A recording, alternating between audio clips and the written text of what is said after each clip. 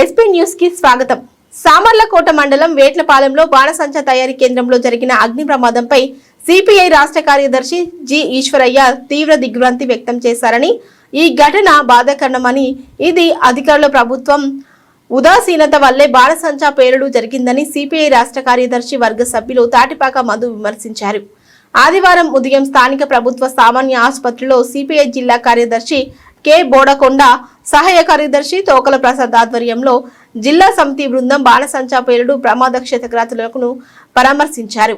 అనంతరం చికిత్స అందిస్తున్న డాక్టర్లతో మాట్లాడి వారి ఆరోగ్య పరిస్థితిని అడిగి తెలుసుకోవడం జరిగింది. వారి కుటుంబాలతో మాట్లాడి సంఘటన జరిగిన తీరును అడిగి తెలుసుకున్నారు. వేట్లపాలెంలో జరిగిన సంఘటన దురదృష్టకరమైన సంఘటన.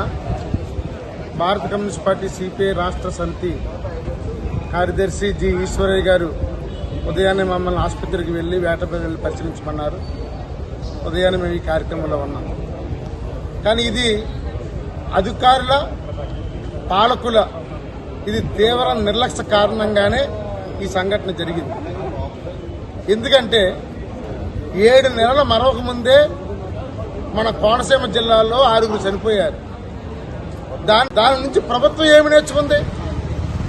6 చనిపోతే దాని మీద సీరియస్ గా కమిటీ వేసి భద్రత ప్రమాణాలు పెట్టి రూల్స్ పెట్టి చేశారు.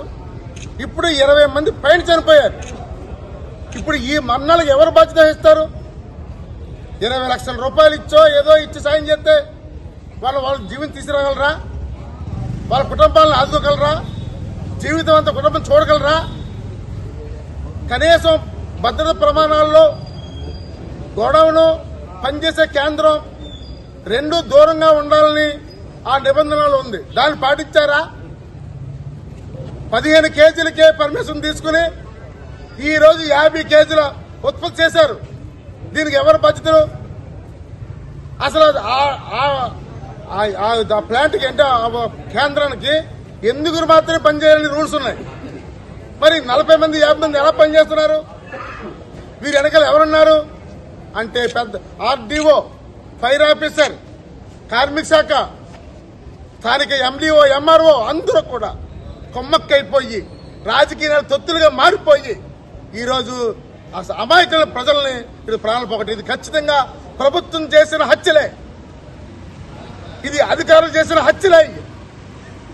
నేను ఖచ్చితంగా చెప్పగలం. కనీసం ఒక్క కార్మికుడు పనిచేసిన మీద కనీసం ఒక ఇన్సూరెన్స్ కానీ బీమా సౌకర్యం ఏమీ చేయించలేదు. అదే బీమా సౌకర్యం చేయించుంటే కనీసం ఒక రిజిస్టర్ లేదు. 400 రూపాయలు ఇస్తున్నారు వాళ్ళకి, 400 రూపాయలు. ఒకరైతే 600, 700, ఒక లెక్క లేదు. రేపొచ్చులు రాదు, ఎప్పుడు ఎవరు వస్తారో తెలియదు, ఒక రిజిస్టర్ లేదు. 6 ప్రాణాలు పోతే దాని నుంచి నేర్చుకోవాల్సింది పోయి ఈ రోజు 20 ప్రాణాలు వస్తే ఎవరు బాధ్యతారు? అందుకే కోరుతున్నాం, ఎప్పటికైనా సీరియస్ గా ఉండండి. జిల్లా కలెక్టర్ గారి పర్యవేక్షణలో ప్రతి నెలకు ఒకసారి తనిఖీ చేయండి.